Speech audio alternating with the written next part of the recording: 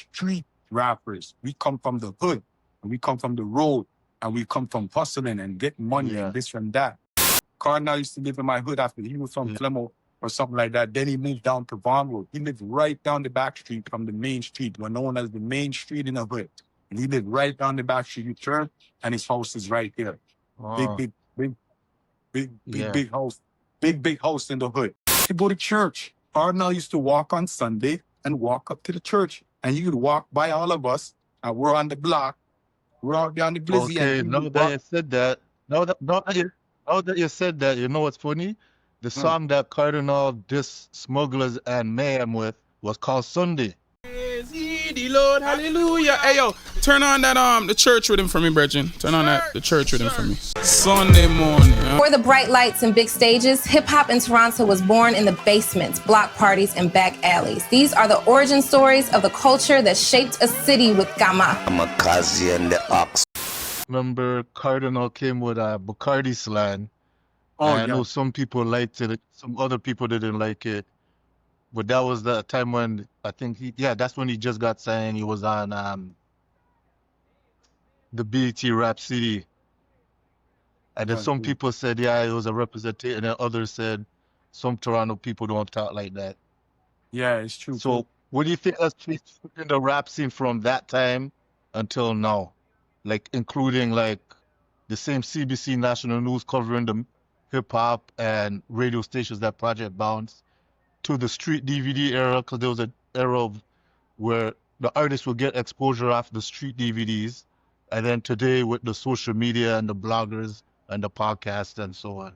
Yeah, well, back then you didn't have a lot, you know. You had like CIUT, you know, and you had 88.1, and then later on you had Project Bounce, and you know, you didn't have so much exposure, and all that stuff was just local and community radio station. And then later on we had Rap City and Much Vibe, and that was Much Music. And then that was just, I was gonna say the Much Music plugs.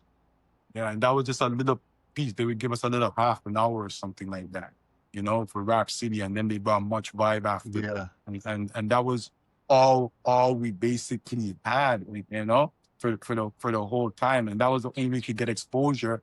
And we was not accepted. Like way back in time when I was doing, we were not accepted. We were not accepted. And we're not accepted. And also all those rappers like Kardinal Offishall and Choclair and The Circle and all these people, they were like, you would call backpack rappers back then. That's how they would call them in America, in the hip hop culture. That's how I would look at them. They were like backpack rappers. You know, they didn't have money. They weren't hustlers. They were not like that. They were from Fresh Arts, the thing called Fresh Arts. And they were in Fresh Arts, where I never joined in this kind of shit because I was a street nigga.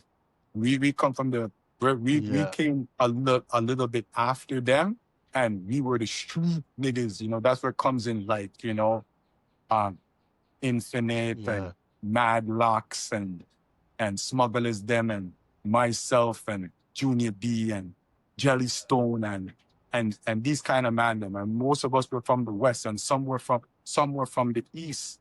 You know what I mean? And my boy Don Million, and all of us like that were affiliated, and we're the different era after these guys, and we're like the street rappers. We come from the hood, and we come from the road, and we come from hustling and getting money and this and that. You know what I mean? But I was the one who really broke the mold. I was the first one to come out wearing jewelry, driving Benz, convertible, having a whole bunch of girls in the video, whole mans them in the video, all this kind of stuff. I was the one to come in that, dressed in fresh clothes, throwing money. I'm probably one of the first person in all of hip hop to throw money in a video, in Canada at least. You know what I mean? And to do that, I'm the first one in Canada to be wearing big gold chain and stuff in a video, be driving big vehicles in a video, and having bare sexy girls in a video. I'm one of the first people. I am the first one to burst that and to change that scene. And the first one was called I Want My Money Today. And that came on Much Music. I remember the first day when that video dropped on Much Music, and David Cropper again did that video for me. And I remember the day when that video dropped. That time I was living downtown, and I was still coming up in the game.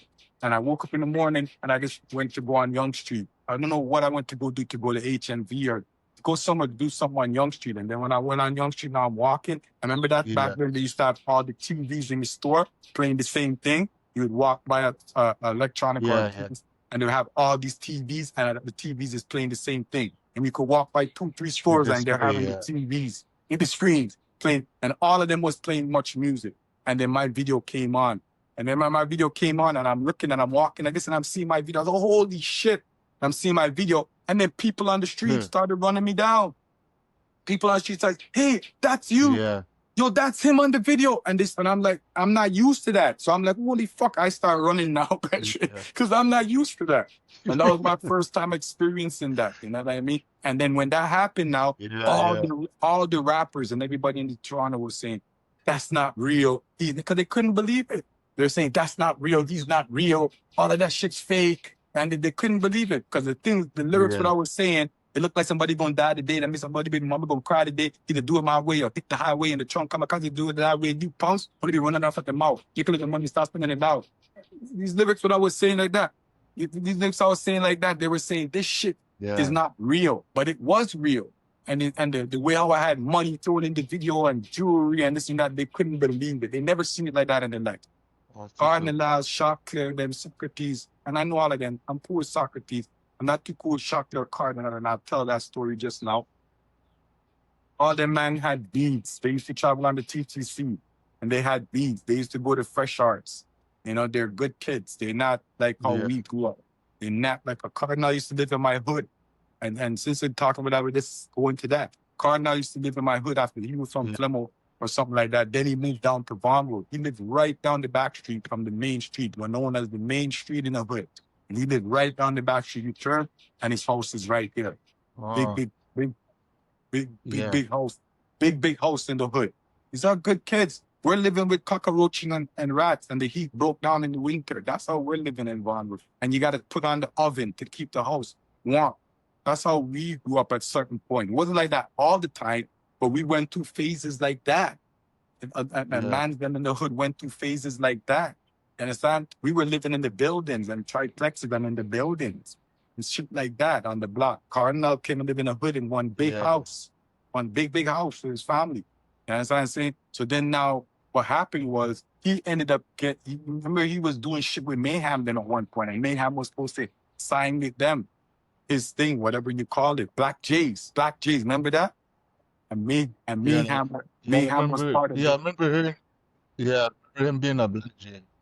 Yeah, and Mayhem was part of Black Jays. And then something went wrong between them and Mayhem, and then Mayhem them turned on him, and then Mayhem them said they're gonna rob him and they're gonna do him this and they're gonna do that to him and whatever. And then I heard about it, and I was like, nah, he's living in the fucking hood. He used to go to church. Cardinal used to walk on Sunday and walk up to the church. And he would walk by all of us, and we're on the block. We're out there on the glizzy. Okay, now that you said that, now that you said that, you know what's funny? The song that Kardinal dissed Smugglaz and Mayhem with was called Sunday. So it's funny that you just said that. So that was a very particular way he chose that name for that song to diss Mayhem and Smugglaz on it. That's how we know Cardinal used to go to church, and the man them used to learn. I'll give him his props for that, because he used to walk through the hood up top, where it's serious. The church was up top. That's the funny thing with Vaughan Road, where all the banging is going on, shooting, killing, all kind of thing. The church is right there, fam. About 3 churches. 3 churches is there. 1, 2, 3. Right up top Vaughan Road, where every fucking thing goes down every day, fam. And the church is there, and he used to walk by on a Sunday to go to the church. So then I said to myself, yo, that's not a good look if the man them robbing and he's living in a hood. That's going to look bad on the hood. So I says, you know what?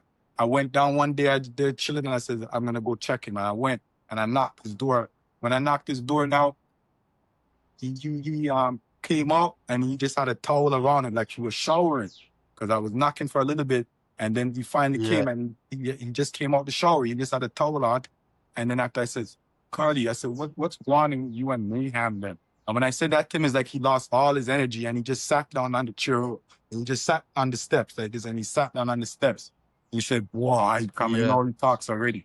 He said, boy, I don't know what to tell you. I don't know what's wrong with the man. Them. The man them just on me for no reason and blah, blah, blah. When I seen his energy that he can't manage that, I said, don't worry about it. Don't worry about it, Connor. I got you. Don't worry about it. Jumped in my Range Rover now, went back outside, jumped in the range, drove straight to jungle, to Baggett Court. That's where Mayhem and them used to be at. Went in Baggett Court. When I pulled in the Baggett Court, was Mayhem there and Prezidente and some couple more man. And the man them's out there like that. And that time, every time I used to see Prezidente with Mayhem, I used to get a funny feeling. I used to get this weird feeling because he never used to talk when I pull up. He never used to say nothing. He just be looking at me, just trying to madman way, virgin. But I hopped out the truck anyways, and I said, Mayhem, what the man I'm dealing with, fam? He said, what's going on? And come on. I said, what the man I'm dealing with Cardinal? Why the man I'm dealing with Cardinal like that, fam?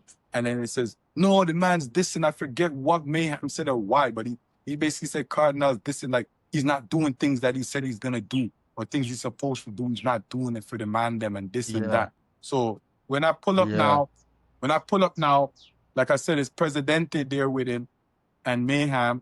And then every time I see Prezidente, I get a funny feeling, this uneasy feeling in myself. And then after he never says nothing, he just be watching, like he just be watching me. But after I said to Mayhem, I said, yo, Mayhem, what's the issue? What's the problem with you and Cardi, fam? And then he's like, yo, the man's dissing, fam. He's not doing what he says he's gonna do. He's not putting me on properly and blah, blah, blah. I said, all right, man, but I said, you can't diss him or do nothing to him because it's gonna look bad on the hood because the man lives in the hood. And Vonwood and Jungle is like one now. We're good. And you can't, this can't go on. But then Mayhem said, out of respect for you, out of respect for you, just gonna keep it on wax. And that's it. I said, all right, respect. Then he just kept it on wax. And then Mayhem ended up doing a diss track. Mayhem ended up doing a diss track and dissing Cardi, and it just stayed like that, and it just done deso. But fast forward into the future now, even after that, remember Cardi had did the remix with me with Little Vicious on the Commodore remix and all this. And then I went now and defend him and all this. So then after that now, I was trying to do more things with Cardinal as he's going up in the game and linking him. And he's moving like he doesn't want to link with me. But that time I was doing my own thing, so I wasn't really studying it. But then now fast forward to years later, when he got being Def Jam, what position did he get at Def Jam? Oh, I think it was the Universal A&R. Universal A&R. So then when he got a big Universal A&R, I tried to tell the man, yo, I got things going on. I'm dealing with my son with music. I'm dealing with my own thing. I got my other artists. I got things going on. Yo, plug in with me, man. Let's see what we could do. Plug in with me. I need some resources. I need some things. The man is punking me out. He's not reaching with me. He's not doing nothing with me. He just not ignore my messages. So then I started getting at him and telling him, yo, what the fuck is wrong with you? When the man then wanted to dun you and then they wanted to rob you, forget that I went and I risked my life. Now, this is after everything went down with Prezidente and Mayhem and Prezidente. So at the time when I was doing it, I didn't even know what was going on with the man them. And I didn't even know Prezidente was like that. And then after now, I says, bro, I didn't even know. I could have lost my fucking life. I could have got shot. Anything could have went on.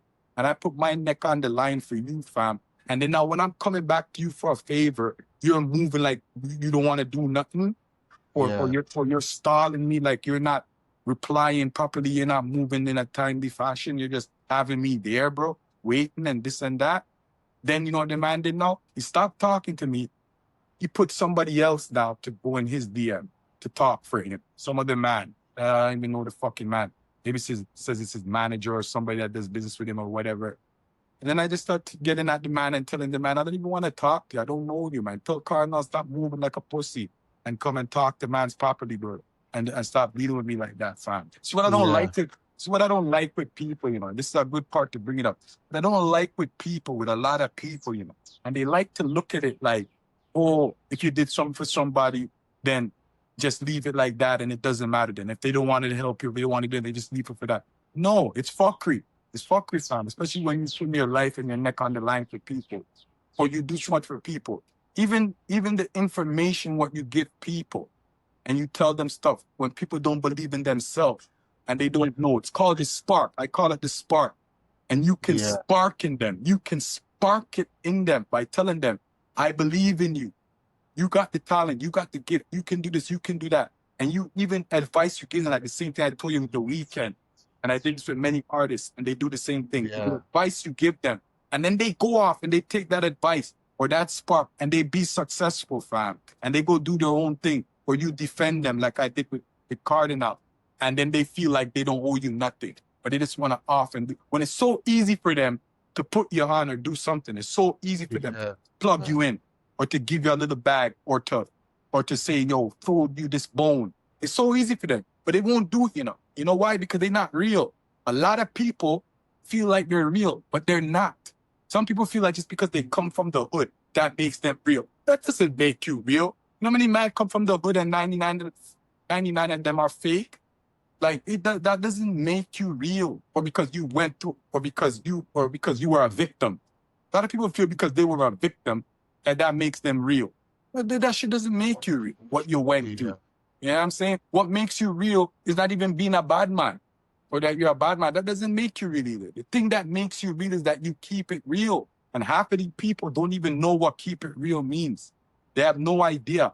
Lots of people in this world, that's how they move. They take what they could take when the time is to take, and they run with it and they go. And they forget about what people did to them. You know what a lot of that, what they do too again?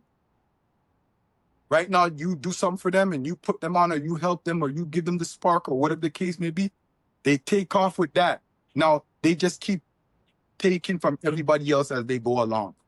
Now, if somebody else come and do something, if you did something for them 5 years ago, and that's 5 years later, and somebody else is doing something for them, they might look at you and tell you you're not doing nothing for me, or you didn't think that this person is doing for me now.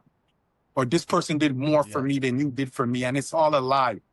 There's nothing better than, especially when it's the beginning of your career, and somebody puts that spark into you, and nobody believes in you, and nobody is backing you, and nobody is tries to tell you no information.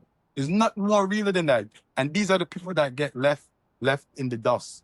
These people who's there in the beginning, 9 times out of 10, they're the ones that get left in the dust, and they don't get nothing out of the program. And it's fuckery. And this is the fuckery Cardinal. And his brethren Choclair, the same thing.